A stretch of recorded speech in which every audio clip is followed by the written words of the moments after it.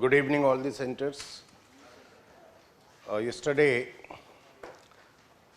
I was discussing the concept of growth and development. So, if there is any doubt, so first ask the doubt, then I'll proceed further.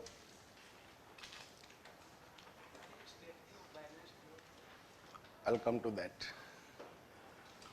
That is yet to come. Okay, fine, I guess there is no doubt.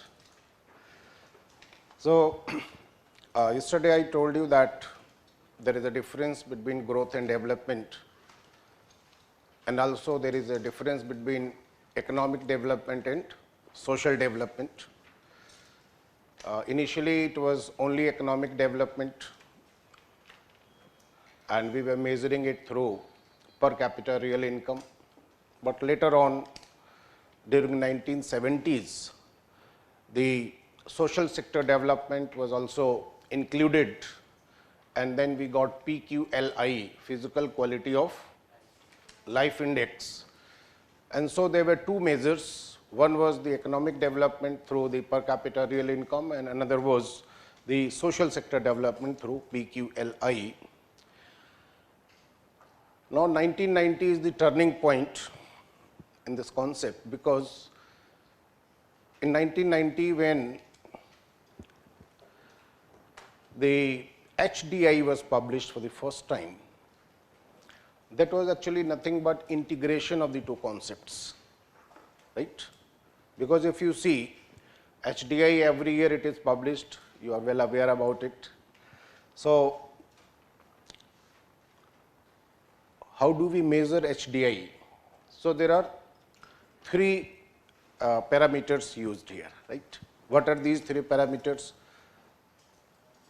Life expectancy, second is, life expectancy, then level of education,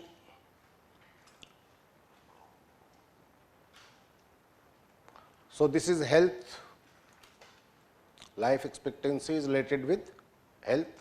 So, health and education, these two are from social sector. And then the last one was per capita income, PPP, that is purchasing power parity. And this is the economic side of development. So, now the most important indicator that we use in the word, or the index that we use in the word, is HDI. So, now the problem was solved in 1990, and that is why today, whenever we think about the level of development, or we have to rank the countries, the most important index is Human Development Index. And this integration happened in 1990. And every year towards the end of the year, sometimes between September, October to December, this report is released.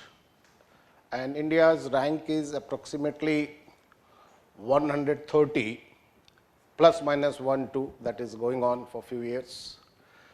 Our value of the index, it is approximately 0.645, right.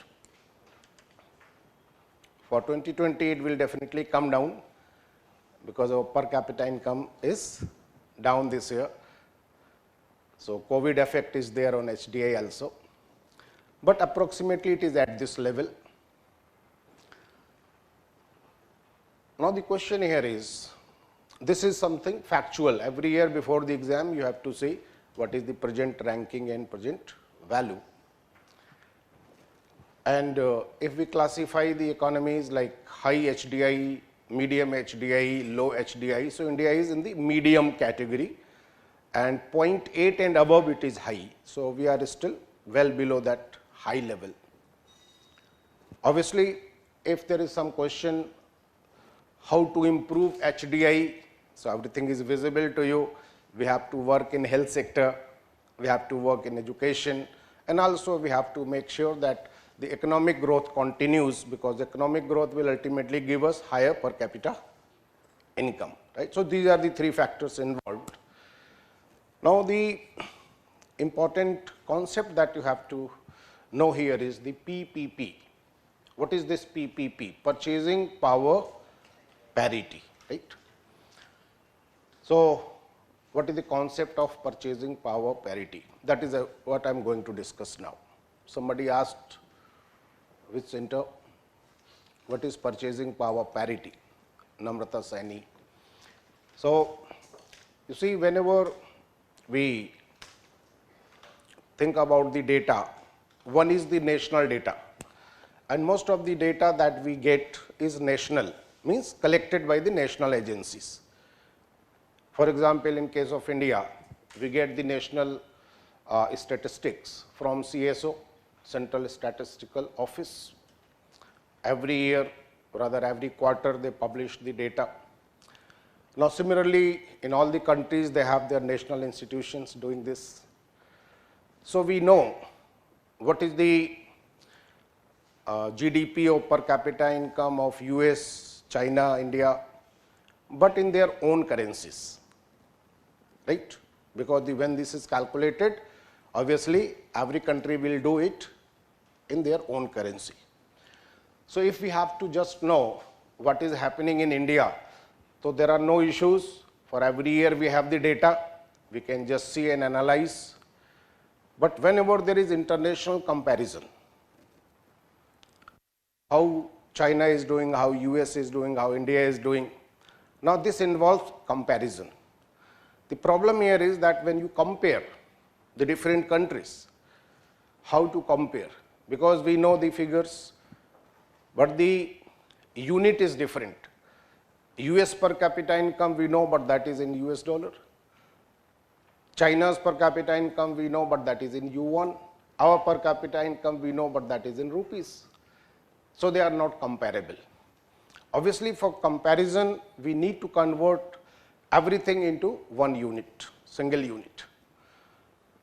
Obviously, as the US dollar is the dominant currency today, you know, before Second World War, it was British pound that was the dominant currency. So, the scenario changed after Second World War. So, today US dollar is the dominant currency. So, all this data that we study is presented in terms of US dollar. So, now the question is how to convert this data in US dollar. So, what happens? For this conversion, you need some conversion rate, some formula. So, at what rate we will convert rupee into dollar or dollar into rupee? That conversion rate, that is a general word, but in this case we will use the word exchange rate. So, we need some exchange rate to convert the values. Because what is exchange rate? Exchange rate is the rate at which one currency is converted into another currency, right? Like daily you get a figure in newspaper, and if you have switched on some apps, you are getting daily notification about dollar rupee exchange rate, right? But the question here is, who is deciding about all these rates? Like today, if you read in the newspaper that $1 is equal to rupees 72, say this is the exchange rate today. So, who is deciding this? So, the answer is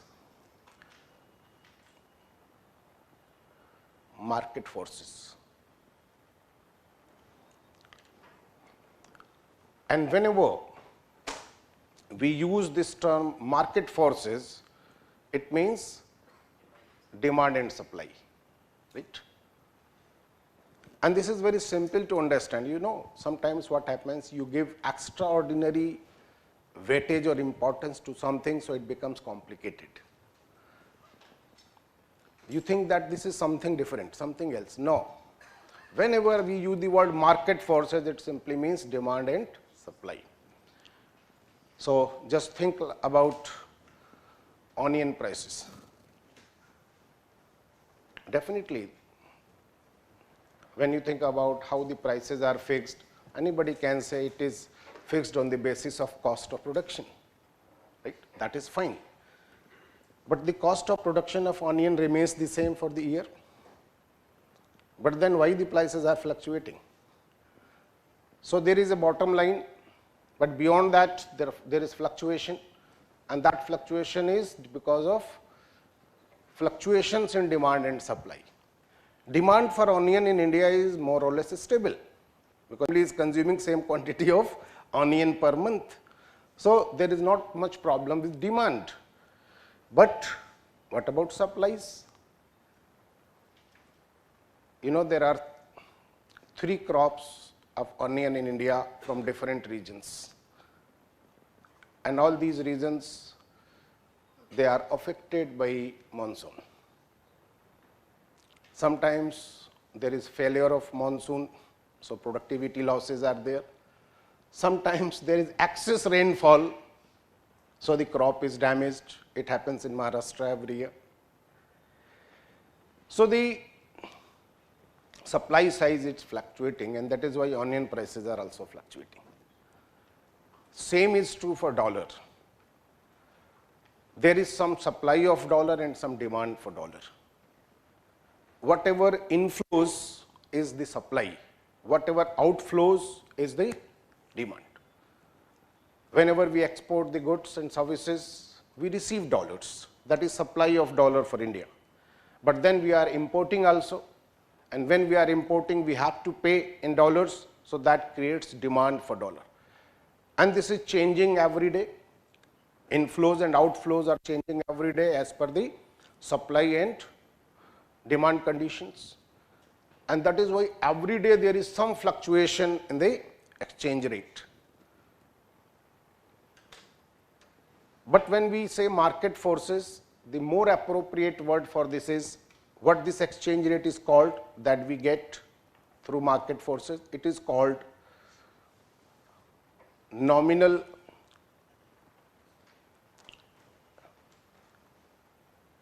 exchange rate. Nominal exchange rate, right?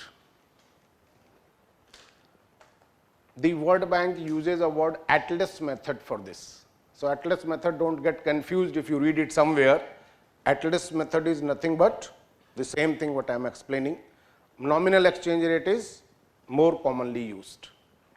So this is market exchange rate or nominal exchange rate. Actual transactions that we do, suppose you want to visit US, you need to convert your rupees into dollars, you have to convert at this rate. Or if you receive dollar from somewhere, you want to convert that into rupees, you have to do that at market prices. So actual rate is the market rate or nominal rate. But now the question that we face is that if we say that $1 is equal to 72 rupees, so can we also say that purchasing power of $1 in US is equal to purchasing power of 72 rupees in India? Can we say that? Answer is no. Why?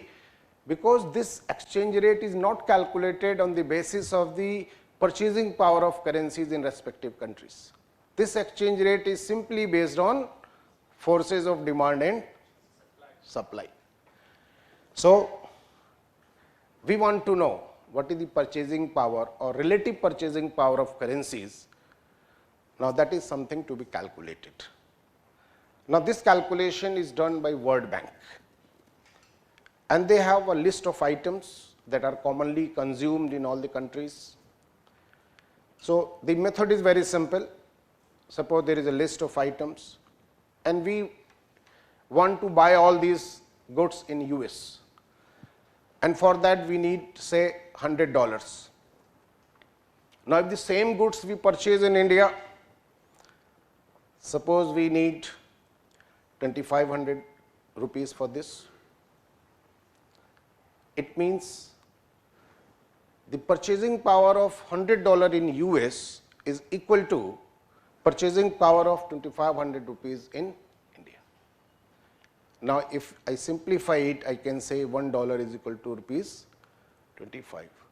So, this is another exchange rate, but this is not the one that we actually use. This is just for the purpose of analysis, right. For other purposes we can use it, it has more theoretical importance, but when this exchange rate we use, we call it purchasing power parity. So, what is PPP? PP is in fact the exchange rate.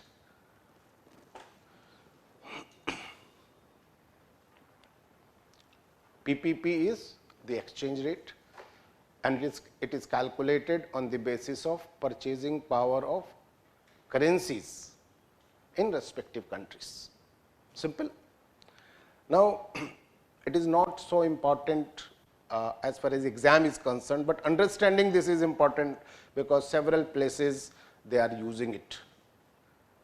When the data is released, for national data there is no issue at all, because all the data we get in rupees.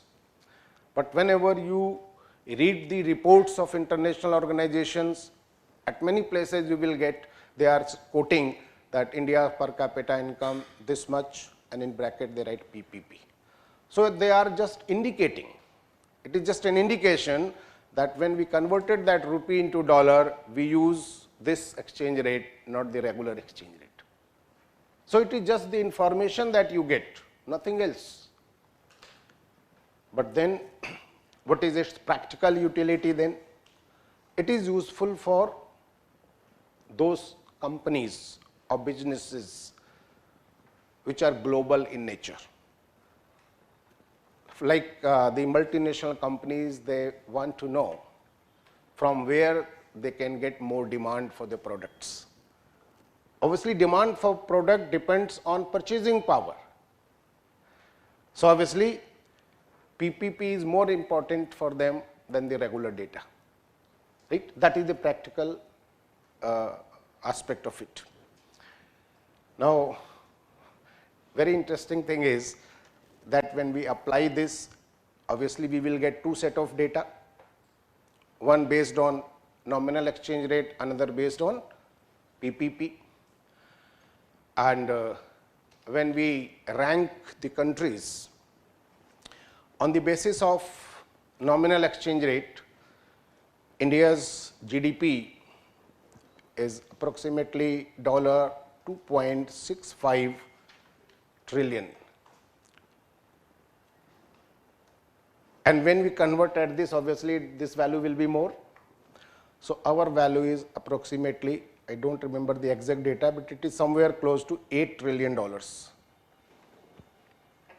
right. Obviously, there is a lot of difference in data, the ranking is also different. On the basis of this, India ranks 5th and here we rank 3rd.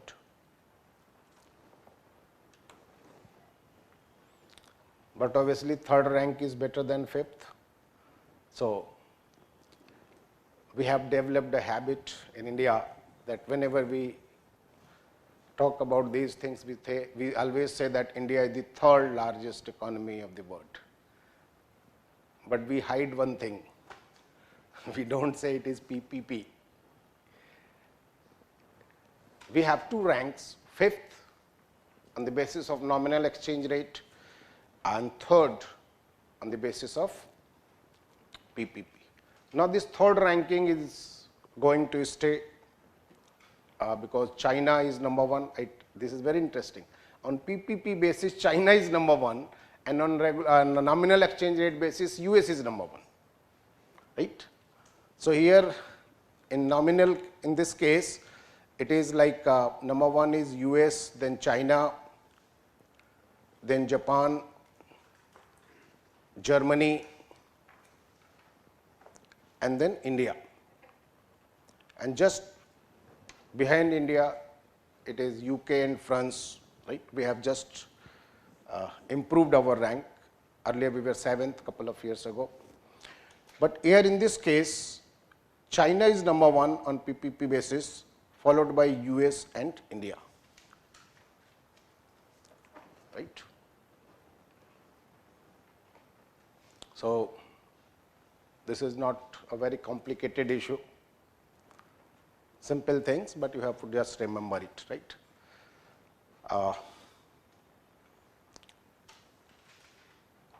Now just below India is Britain, right, UK. And for past 2-3 years, it has happened that our ranks changed frequently, fluctuating. You know why? Because the difference is not much. And I have a question for you, right? Suppose our nominal exchange rate, it depreciates by 5%.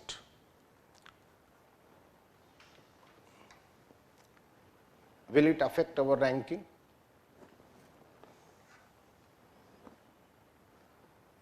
I repeat my question. If the nominal exchange rate depreciates by 5%, will it affect our ranking? Obviously. You saw 72 and depreciated by 5% means around 3 rupees, 3.5 or 3.6 rupees. So it becomes, say, 75.60. In rupees, our per capita income GDP is the same, but when you convert that into dollar, earlier we are dividing the figure by 72, now we will be dividing it by higher number. So in dollar terms, our GDP will come down. And then media will misreport all this, right? Media will misreport all this and say that something bad has happened to the economy. No, Indian economy is intact. The only thing is that due to market fluctuations, exchange rate has changed, and because of the change in exchange rate, the dollar value of our GDP has come down. So when the rupee appreciates or depreciates, definitely it affects the dollar value of whatever we are doing, right? So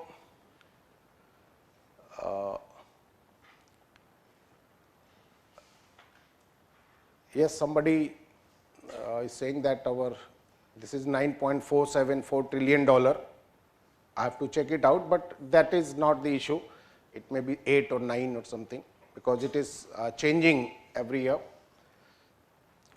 Dehradun is asking that is this value also affecting our foreign exchange reserves? No, it has no effect on the foreign exchange reserve, because that mechanism is entirely different. It is just the valuation thing, right? It is just the valuation thing. In dollar terms, our GDP is less or more.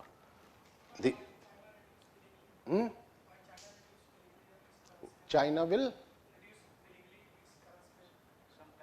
No, that is another issue. First let me tell them what is your question. The question from the class is that why China is deliberately depreciating its currency. You see, when you depreciate your currency, you are more competitive in the world as far as exports are concerned, because then your goods become cheaper, right? For example, say we have something, let me first write $1, say it is rupees 40, right? And then our rupee depreciates sharply and $1 is rupees 50. So this is depreciation of rupee. Depreciation means what? The value of our currency has come down, so other currency is costlier. So earlier we were getting dollar for 40 rupees, now we have to pay 50 rupees. So that is depreciation of rupee, right? What happens because of this? Suppose we were exporting something and in India its price was 1000 rupees. So when we were doing it at this rate, we were exporting something international market at say $25. But now when this depreciation happens, after that the same good from India, our price remains the same, but after conversion in dollar, its value in international market will be $20. So our goods are cheaper, so they are more in demand, right? This is the mechanism. So every country will love to do that, but then for every interference there is a side effect. So it is just like allopathic treatment. For every treatment there is some side effect, and that is why we do it very carefully. It is not that we should appreciate it as much as possible, because what is the another problem? Let me show that. Suppose we were importing something and its international price is $100. So at this rate when we export, its value in Indian currency will be 4,000. But when we do at this rate, the same good we will receive at 5,000. So the price increase, and that will be inflationary. Crude oil you just take for example. So no country will do that beyond a point. Minor adjustments are there, right? And whatever you said, I agree that China has deliberately done it, and it harmed the whole world. It captured the markets, not only India and US, but many other countries also. And now the whole world is reacting, right? Whole world is reacting. So that is there. And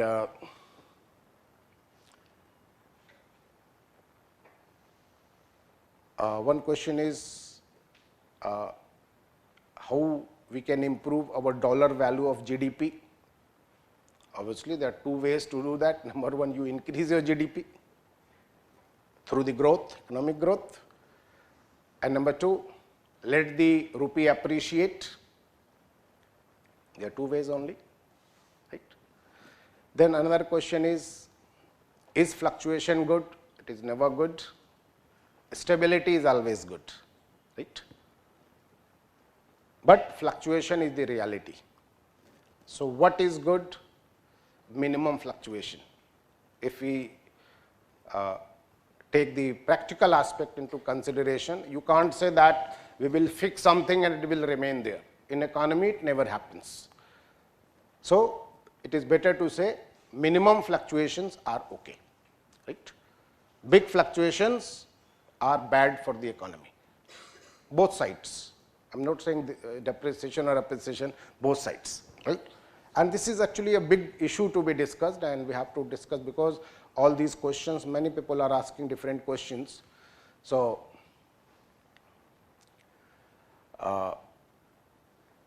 problem is that right now I'm just discussing the introductory part of it, and the questions that I'm getting, they are from the core of the economics. So core I cannot discuss here. One question is that means if we have more exports than imports, then depression is good, so that our products have demand. Nothing like that. Don't try to conclude, right? I said it very clearly that stability is the best for any economy.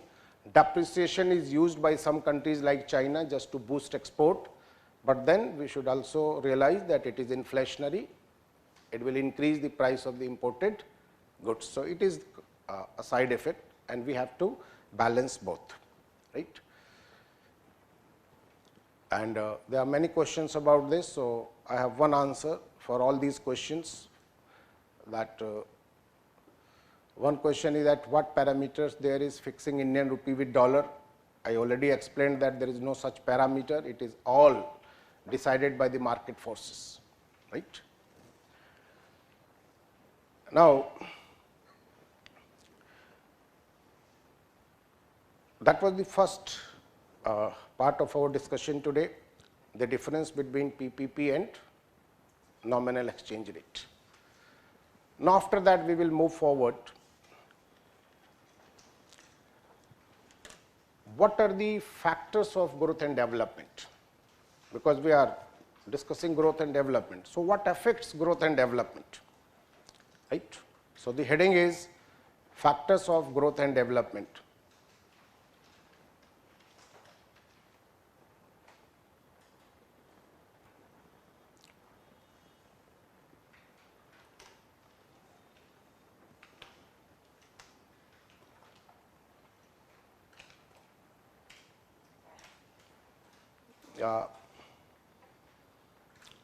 I am getting so many questions, and I request all of you that please stop asking questions at this point, and from your questions I can judge that you are reading from various sources and you people are too confused, right?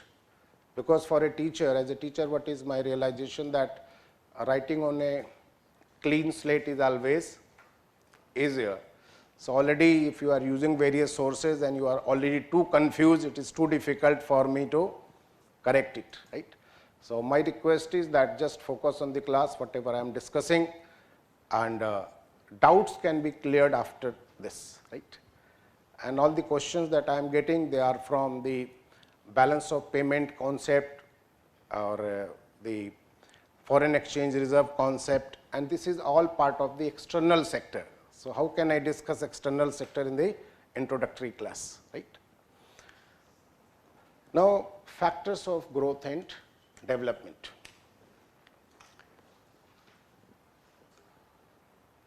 You see, there are so many factors, I'll take one by one, but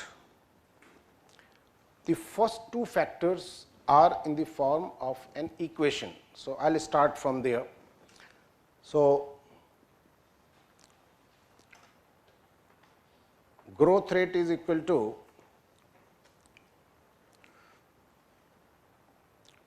rate of capital formation divided by incremental capital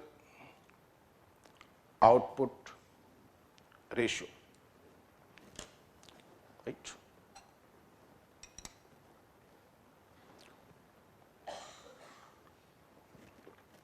Now, I know that you do not understand these concepts.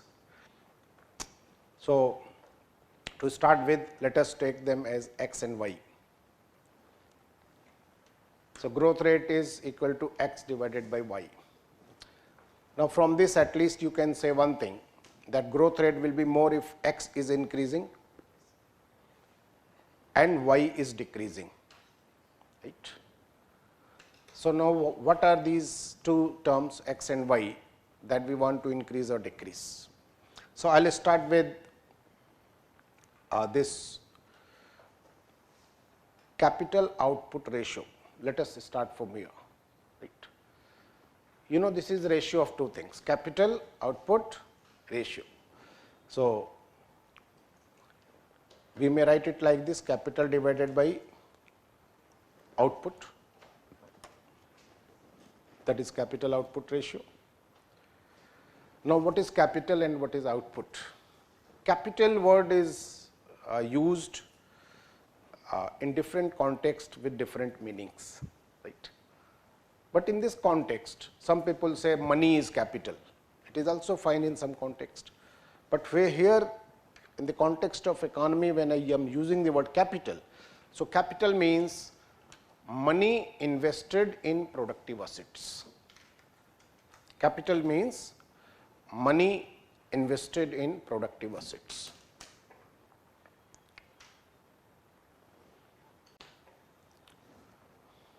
It may be plant, it may be machinery, it may be road, it may be a canal, right, whatever.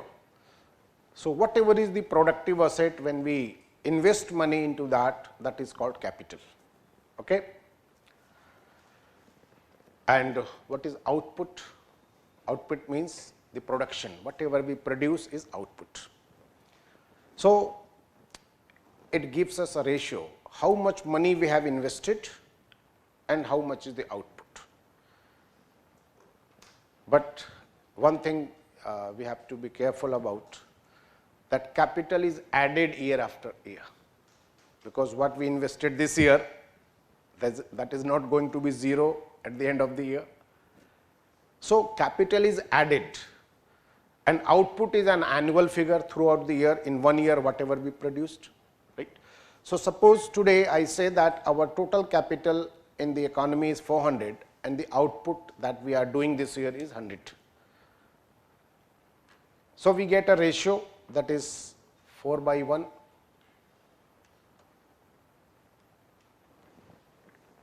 Right. So, what does it mean? Very simple concept. It means that for every unit of production, the capital invested is 4 unit. That is the simple ratio, right. For every, and one thing more, this is actually most of the time when you read about it, it is written as COR. So, this capital output ratio is more popular as COR. So, if you have to write what is COR, very simple definition you can create from here, that COR is capital invested per unit of production, right. Capital invested per unit of production. Fine.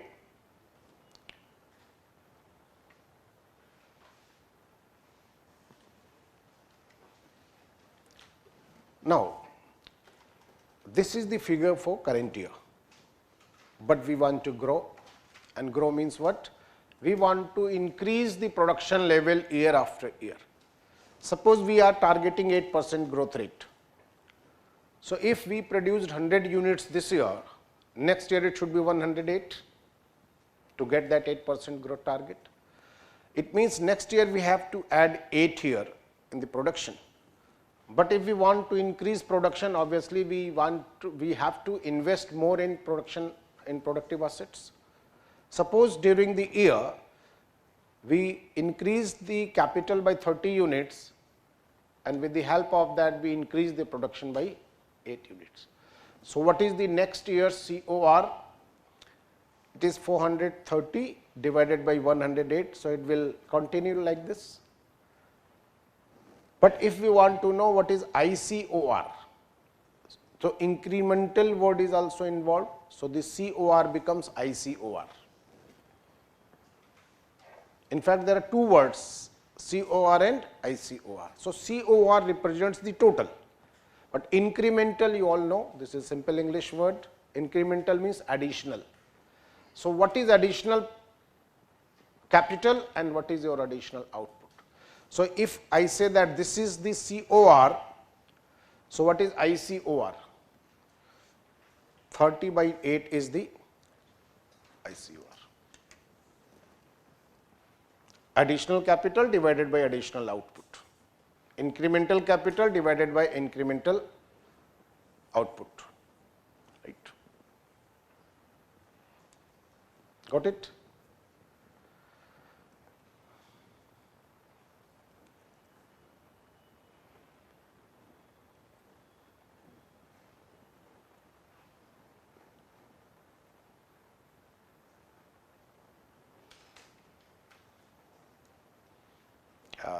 I got a very interesting question. So, that if I want to convert 1000 rupees into dollars, then it depends on daily fluctuations in market forces. That is right. If today 1 rupee is strong, our rupee is strong, I will get more dollars. But if tomorrow it is not that strong, then I may get less dollars for my money. Very correct, because this daily fluctuation will affect the money or dollars that you receive.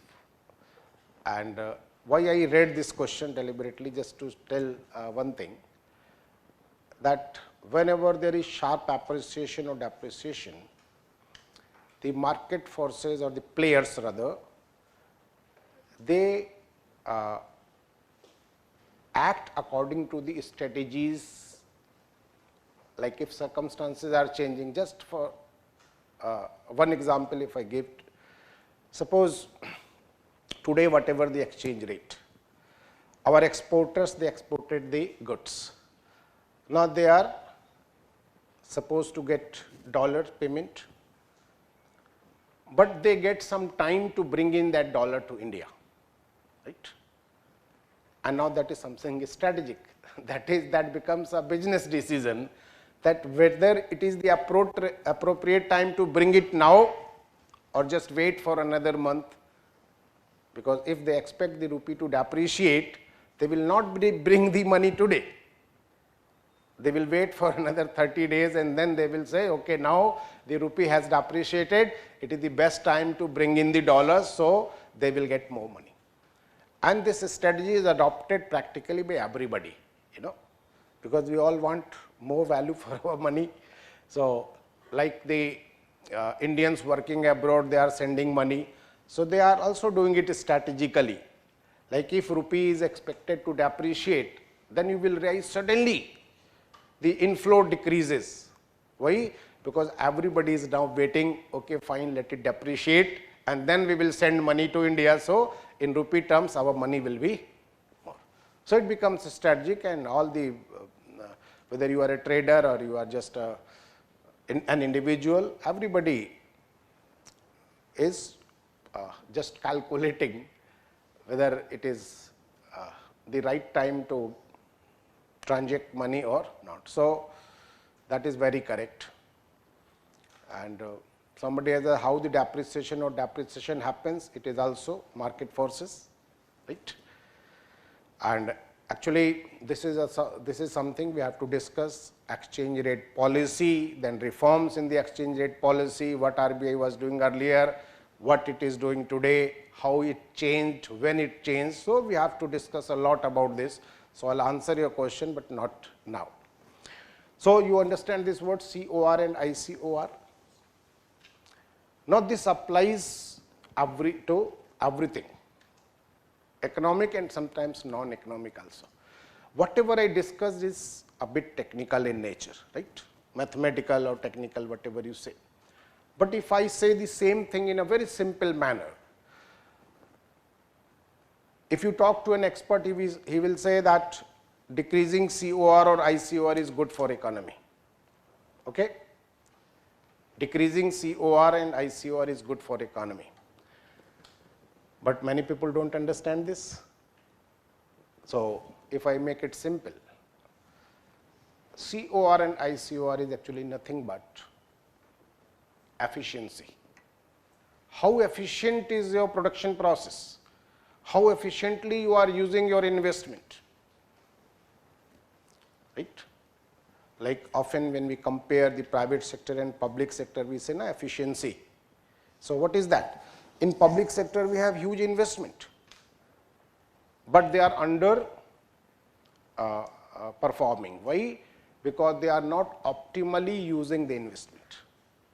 The private sector is optimally using the investment, so they are maximizing their production. For example, I give a very simple example. You see, say 10-15 years ago, in our electricity sector, power sector, there are three types of producers. One state, another center means NTPC, etc., and third the private players. At the global level, the efficiency in power generation is above 90% or approximately 91-92%, like this. Within the country, private sector are the most efficient producers. After that comes NTPC. NTPC is almost at par with private sector today. They are doing it very well. But the state power plants, they are underperforming, and their efficiency level is 60-70% maximum. Obviously, you invested the same amount of money, but you are generating less power. So your ICOR is high, but NTPC's ICOR is less. So, this is one way to say that, but for a common man I will say that NTPC is more efficient than state power companies. And now it is very easy whether it is good to be efficient or not. Obviously, yes, right. Now, in the same manner, whatever we do, like you are preparing for this exam, I want to just suggest one thing to all of you. You see,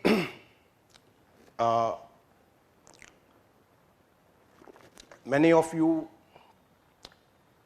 may have attended these special classes by toppers or read their interviews or the videos. One question is very strange. How many hours per day we should study? And I think this is a question in the minds of many people. How many hours per day? But I am never convinced about this question. Being a student of economics for long, you know, I graduated in 1983. And since 1983, I am studying only economics, nothing else. So it is more than 37, 38 years now. And I personally believe that number of hours are less important. What is more important is how efficiently you are utilizing your hours, right?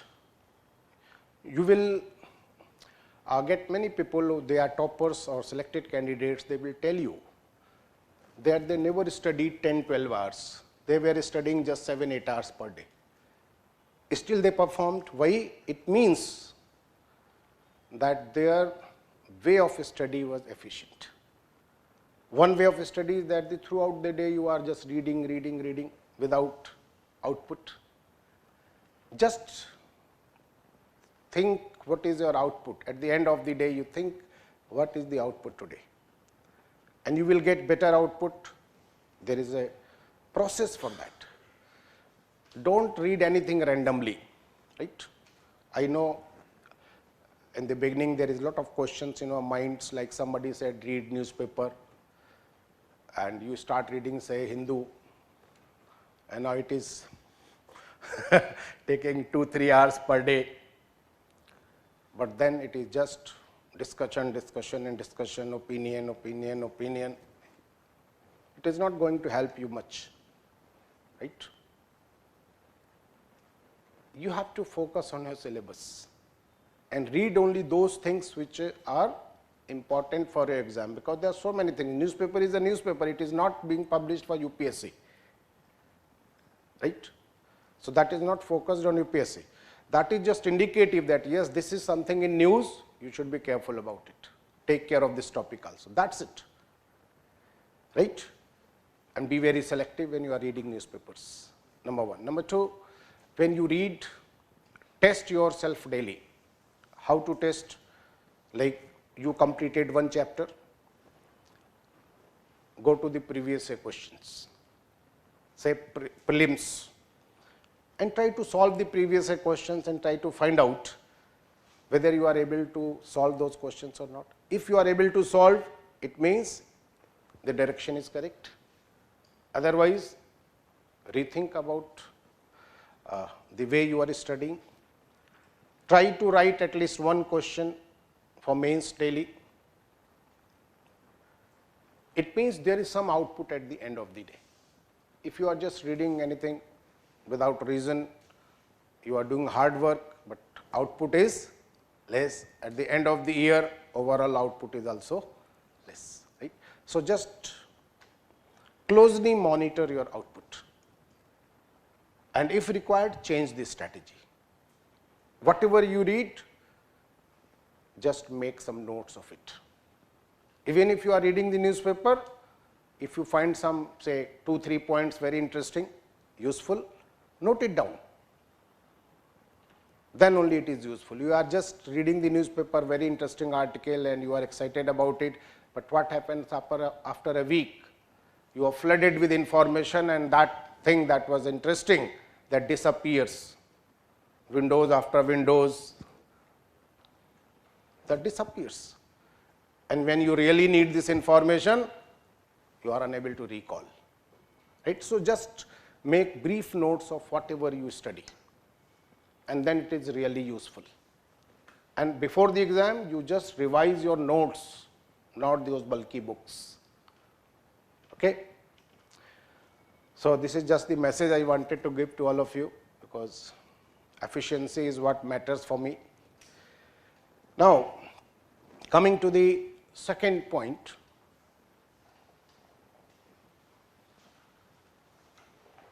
now I am getting very strange questions. Please reply, as being an IS officer can be appointed in foreign country.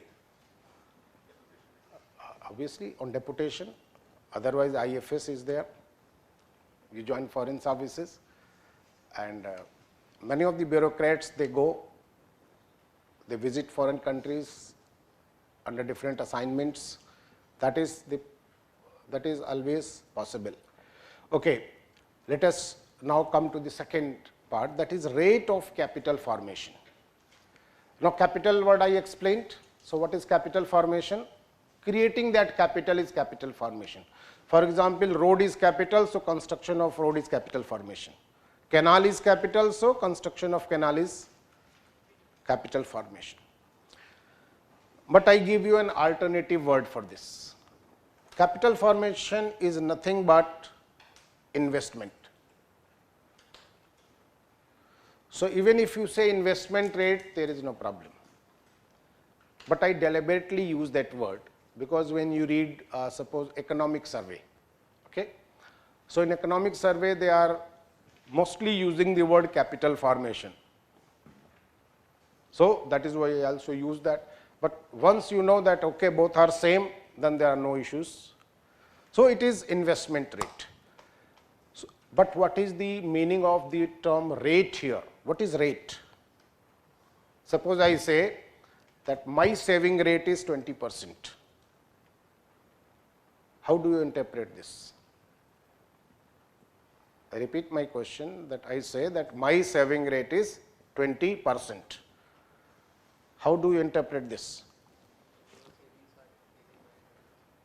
No, my saving is not increasing by 20%. It means that whatever is my annual income, 20% of that I save.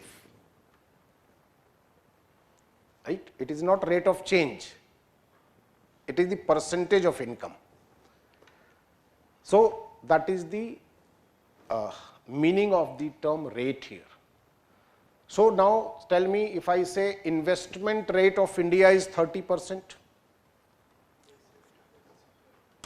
it means whatever is our national income or GDP, whatever term you use, out of the total income of the country, 30% we invest every year.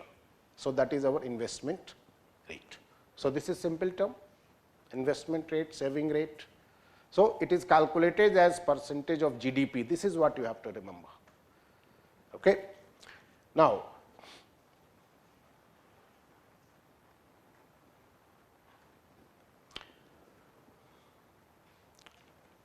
obviously, for higher growth rate, we need to increase investment rate, because more investment means more productive assets. Next year, we can produce more.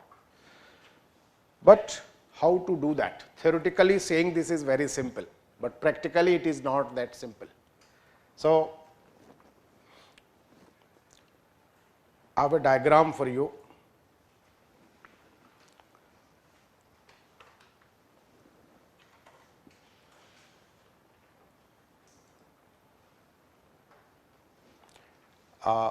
At the top of it, it is NI, means national income, then it is PCI or per capita income,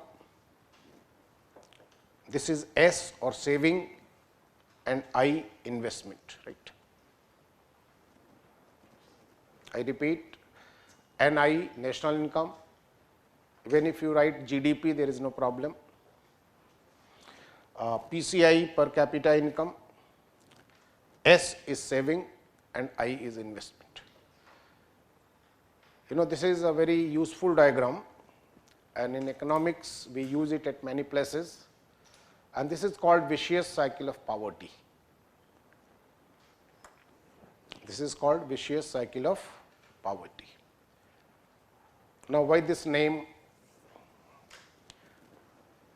Because this diagram explains why a poor country or underdeveloped country remains underdeveloped. So, the linkage is like this in the clockwise direction. Draw these arrows. Right. It means that at a given level of national income, whatever the population of the country, we get the per capita income. In other words, if I say that if it is an underdeveloped economy and its national income is low, obviously its per capita income is low. And if per capita income is low, their saving capacity is low, so S is also low. If saving capacity is low, their investment is low.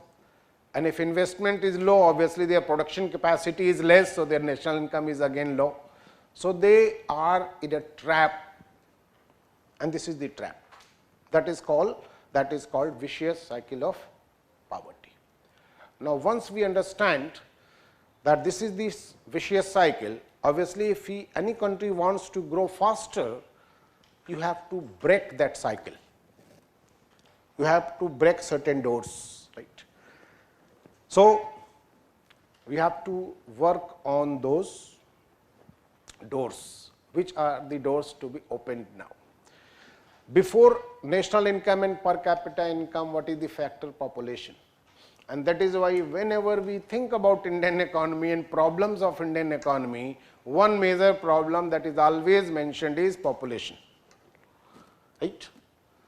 And obviously at high rate of population growth, your per capita income is compromised. If we go into the history of these things, you know, there was a period 1950 to 80 for 30 years when our national income growth rate was hardly 3.5% per year. And that was the time when our population growth rate was maximum, and population average during this period was somewhere at 2.1% per year. Obviously, this combination gives us a very poor per capita income growth that was hardly 1.2, 1.3% per year. Just imagine that if today my income increases by 1% per year, I will feel frustrated. But our previous generation, they suffered all this for 30 years, very low growth rate, and this was the trap we were facing. It was a trap of low national income, low per capita income, low saving, low investment, and again low national income. But now where we are now, if we just think about past 20 years or so, our average growth rate is above 7%, 7.5, 8, 7, right? Average of the past, because when we discuss these things, yearly fluctuations are always there. So we should always take a longer period, so our judgments are correct. So if we take a period of say 10, 20 years now, our average growth rate is say 7.5%, and our population growth rate is down to 1.7%. Obviously today the per capita income is increasing close to 6% per year, and you just see the difference, 5 times. And that is why the richness, the wealth is visible now, and that is why the purchasing capacity has increased, and this purchasing capacity has given further boost to the market, right? So this is something that happens. So that is the importance of population. And past 2 decades for which data is available, you know how important this is. I just want to mention a couple of data. You see, 1991 to 2001, our population in 1 decade increased by 18 crore. 1.8 crore per year. Next decade, 2001 to 11, another census, again it increased by approximately 18 crore. Now 2011 to 21, because of COVID, we could not do the census. Now this will be done in 21-22. So we are expecting it to be slightly less, but still it will be close to 16 crore. That is the rough estimate. Even 16 crore increase in population at this point is too much for any country. And that is why we are facing shortages everywhere, whether it is food problem or the jobs or the houses or the drinking water or the roads. Everywhere we are facing the problem. Why? We can't blame the government only. Government is doing whatever they can do, but the society should also react to these problems. Right? That is why population control, it is happening. I am not saying it is not happening, but the improvement should be faster. Right? Because from the peak of 2.2% growth rate in 1971-81 period, now it is down to somewhere close to 1.5% per year. But you know where is the problem that we face? That the base is enlarging, and at a higher base, bigger base, even a lower percentage will give the same number. So that is happening. Now one more thing that is important for PT exam, it is just a fact, that this national income growth rate of 3.5% per year, it is known as Hindu growth rate. Just remember this fact.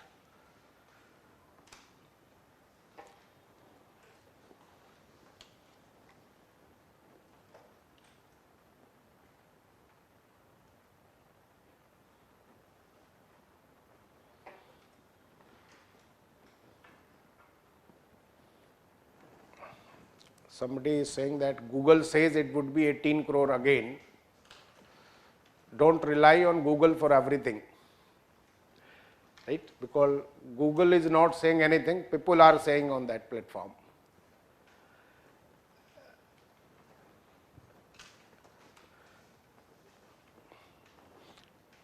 So Hindu growth rate, this is interesting word. Now today, the word Hindu that we use, it is used mostly for a particular religion, right? But there was a time when there was no problem with the word Hindu, because in India, if you go to in the history, mostly the people in India, they called that this is Bharat, right? But the foreigners, foreign visitors or invaders, they believed that the boundary line is the river Sindhu, Indus, and from there the word Hindu emerged, because pronunciation was the issue, right? And that is why this side of the Indus river was called the Hindu region. So Hindu is not a religion, in fact, it is a territory, okay, for those invaders, and that is why this word Hindu emerged. So when this term was used, it was used in the context of India, not any religion, first thing. And who gave this term? His name was Professor Raj Krishna. He was an economist, and it is what happened, it is very interesting, that he used this word in some seminar out of frustration, because our growth rate was so low for such a long period.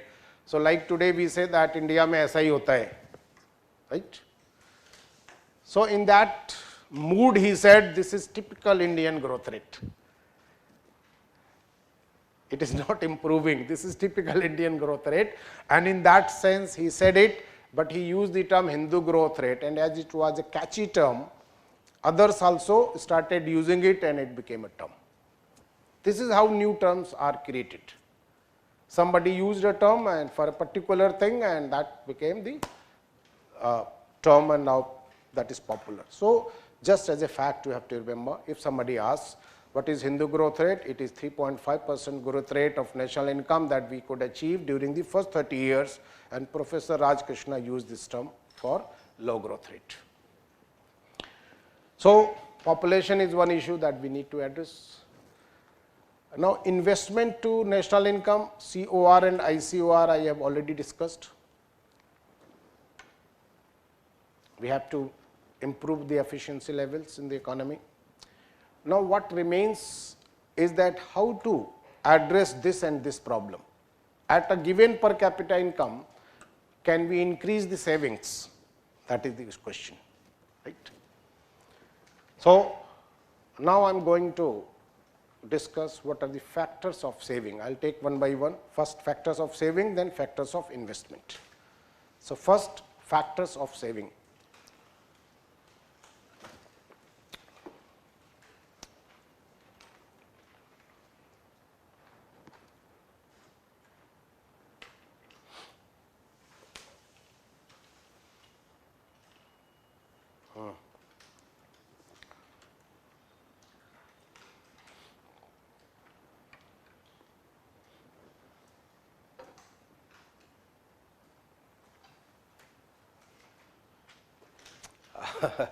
Somebody is saying that Jojo sir also said in CA classes it would be 18 crore.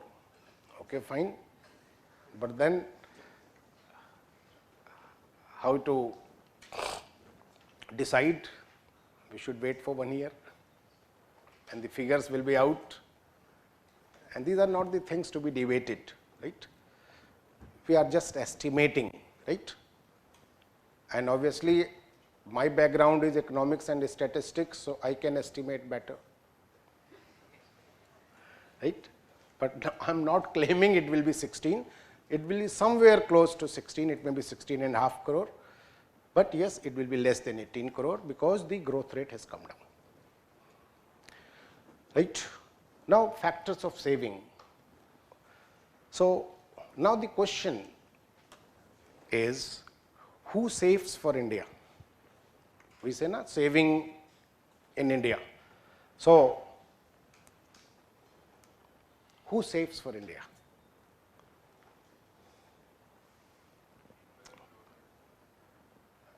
Okay, I change my question. What is India?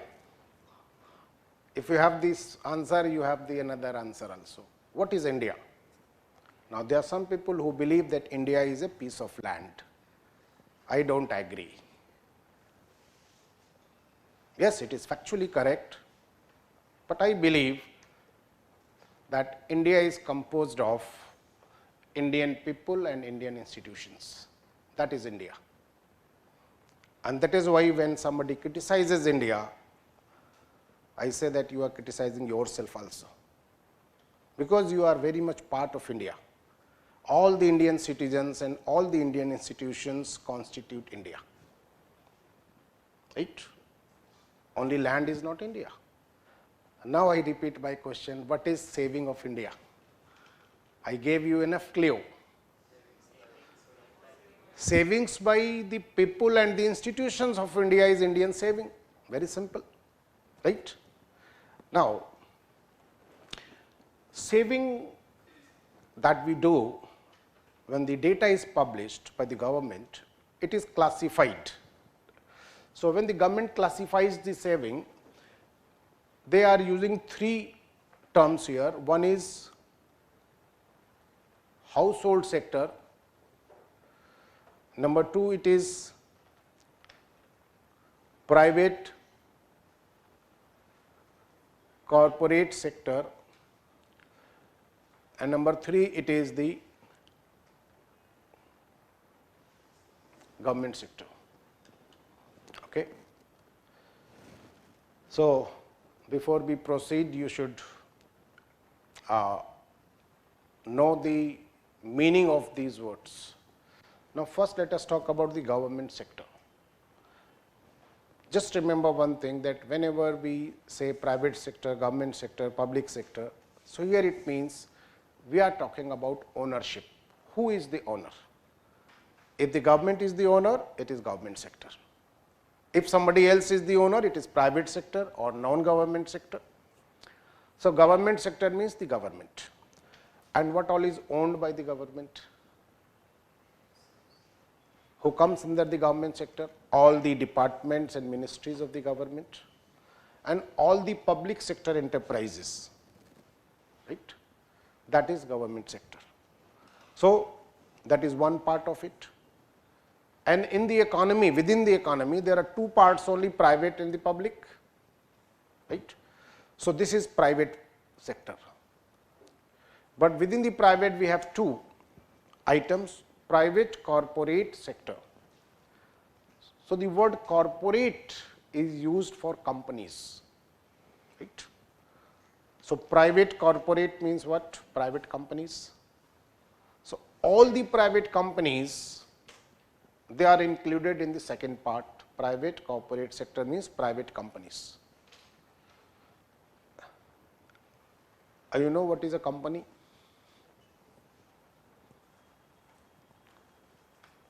What is a company?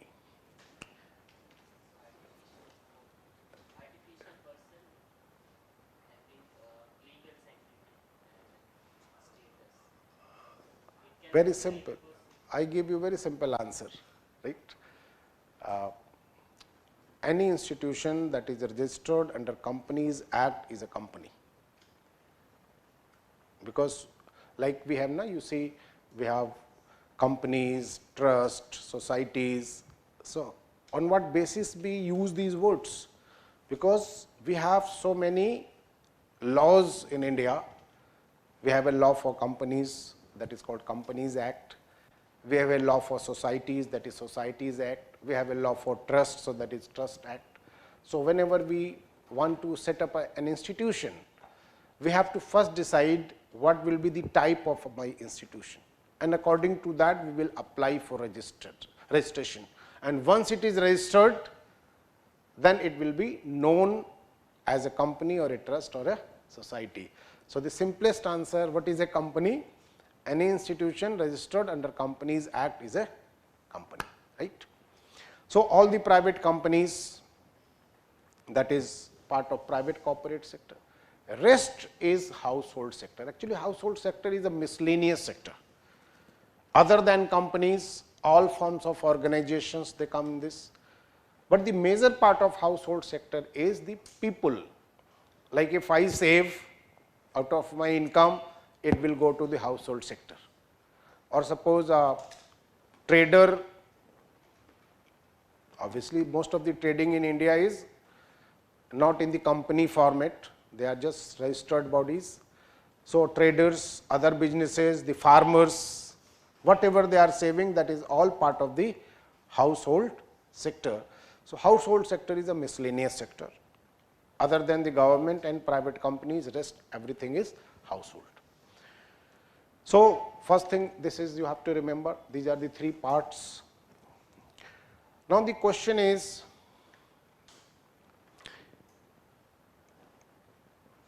out of the three, what is their share in the national saving? And as I mentioned earlier that it is presented as percentage of GDP.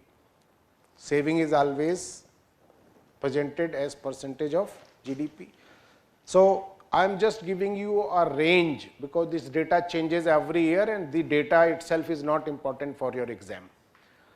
And it is say 20 to 24%, this is 6 to 8%, this is 0 to 2%. So, who save maximum for the economy? This household sector, the people of the country, right. Private corporate sector, they save less, and the government the minimum. Why the government is saving less? Because they have to spend lot of money for economy, for the poor people, for other purposes. So, they have to spend more, so their saving is obviously less. And every year you see, when the budget is presented, it is a deficit budget. The government's income is less, expenditure is more. So, obviously, if your expenditure is more than your income, your saving is negative, right.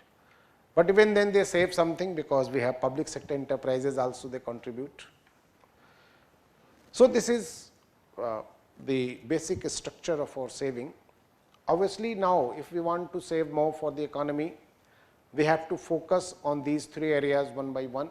Let us first talk about the household sector. And when you are thinking about the household sector,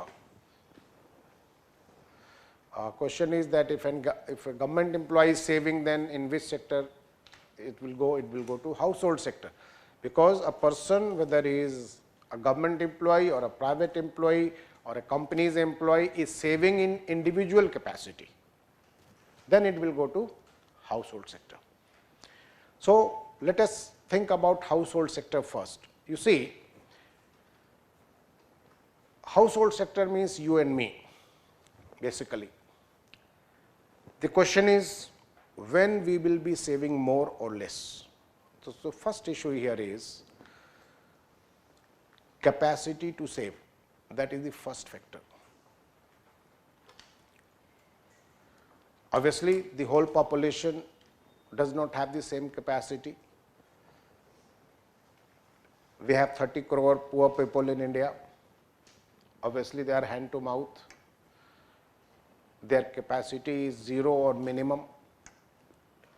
But then we have a large middle income group, they have some capacity.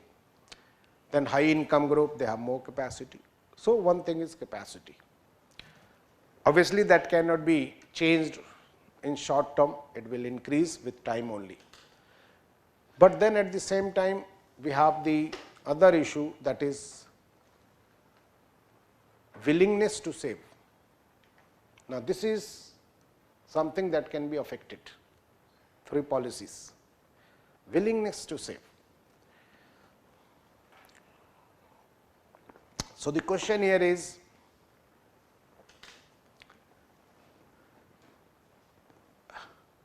which factor will affect the willingness? To understand this, you must first understand what is actually the act of saving. Whatever we earn, we have two options available. One, we consume the money, then issue is over, or we save it and invest. That is another option. If somebody consumes the whole money, then there is no issue now. But if somebody saves money, obviously he will put that money in a bank, a post office, or invest somewhere else. After some time, maybe 1 year, 2 year or 3 year, he will get back that money and then it will be consumed.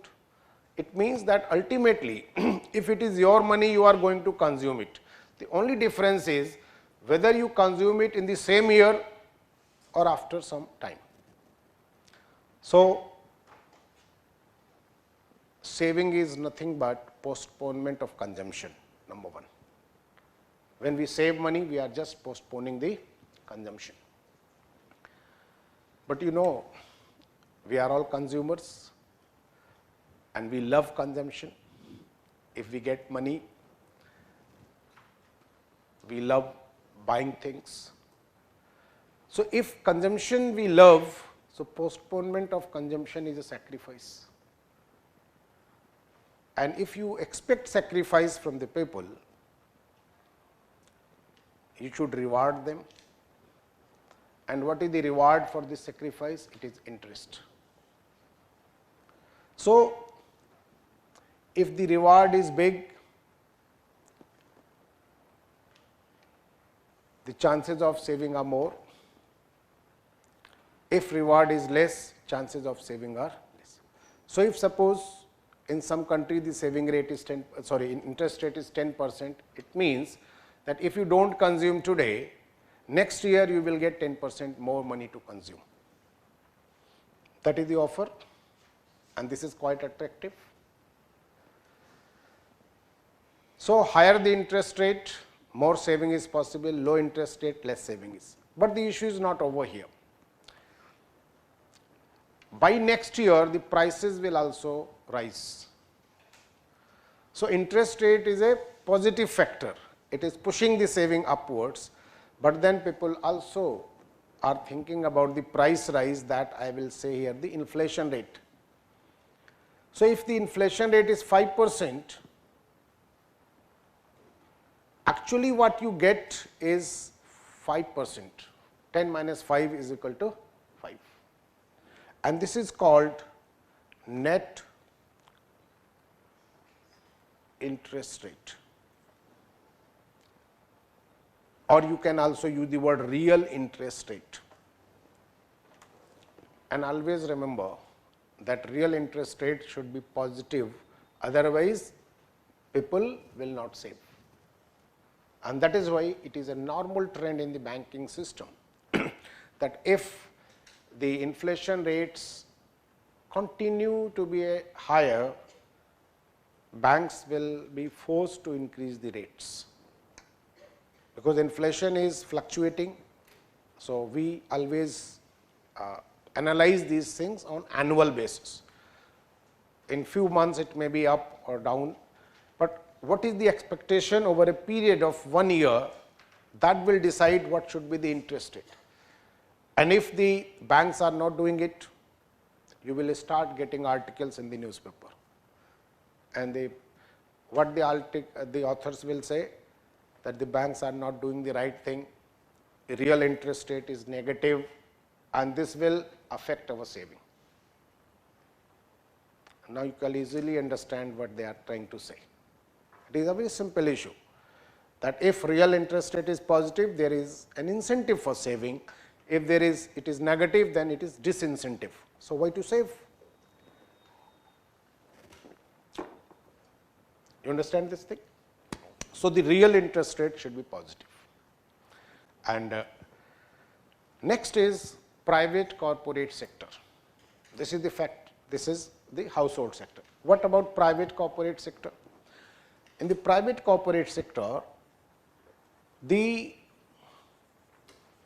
saving is affected by couple of things.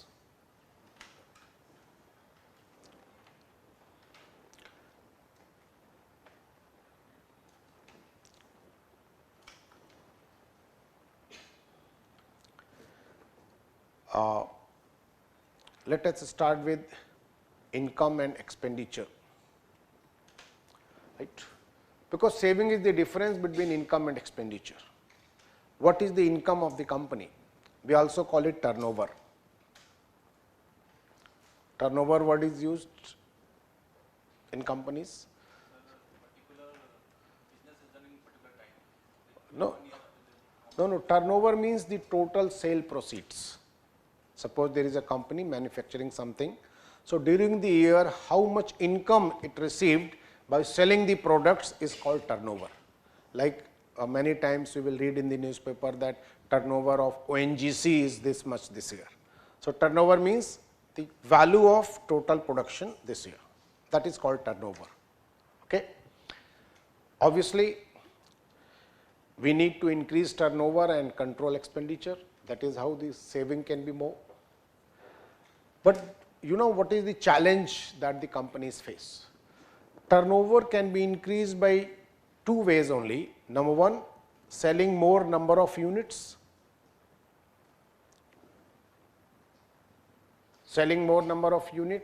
or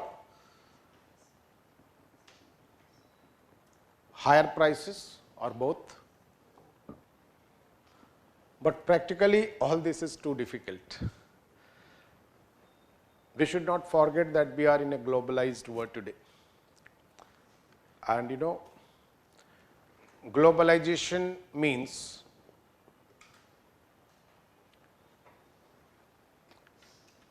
interaction with rest of the world. Like what is globalization for India? In economics, we use two terms. One is called closed economy and open economy.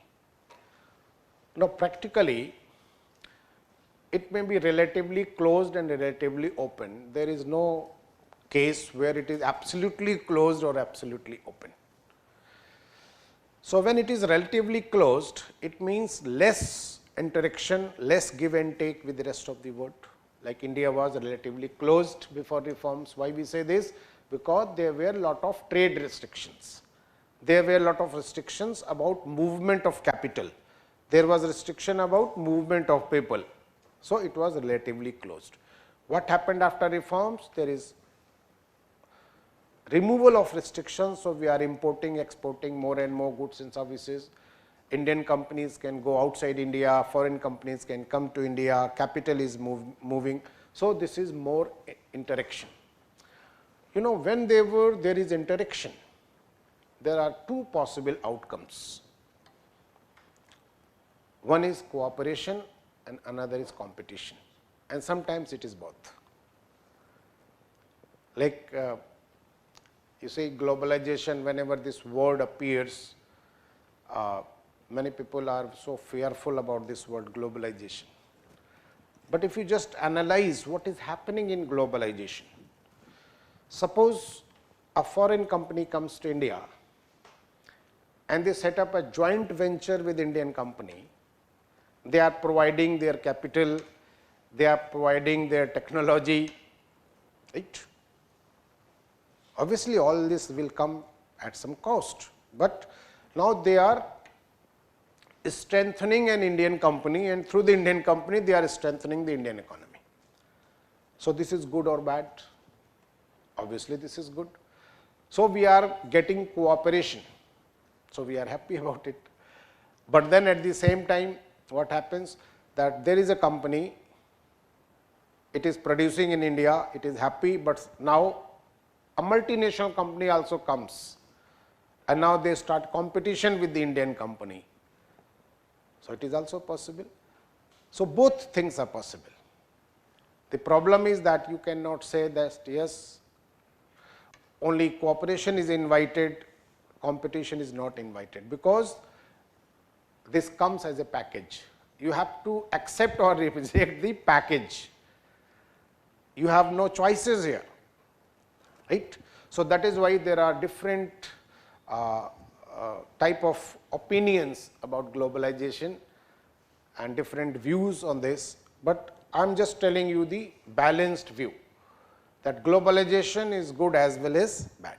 It depends how it is affecting the Indian economy. But as far as the companies in India, what is their challenge?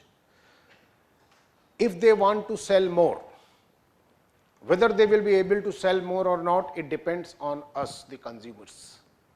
If we buy more, the company will be able to sell more. But we consumers are very demanding these days. Right? We are very demanding. What we demand from the companies, that your quality should be good and the price should be reasonable. And every company is struggling to manage this. Now, quality is something related with technology, and that is why all the companies, global or Indian, they are under pressure to improve the technology periodically. The best example is communication, mobile handset, automobile. Why these car manufacturers are just releasing new versions of the same car every year? Every car manufacturer is launching for 3, 4, 5 models every year. Why they are forced to do that? And you know, I tell you, there was a time, this Ambassador car, you know, that we were using, Ambassador car Mark II, that word they used, that was introduced in Indian market in 1967. Until 1984, they did not change anything. Why? Because there was no competition. It was only 1983 and when Maruti was launched, then they started feeling the competition. Otherwise, they are so comfortably placed. There were 2 cars in India, one was Ambassador, another was Fiat. If it was chauffeur driven, it was to be Ambassador. If it was self driven, it was to be Fiat. Rules were very simple in our society, and these people never bothered. But then scenario changed. Now Ambassador in 1984, they launched a Mark III, then Mark IV, then they launched some more cars, Contessa, was their big car. Same happened with Fiat. Then foreign companies came, more competition, and now you see every year what is happening. Same is happening with Mumbai.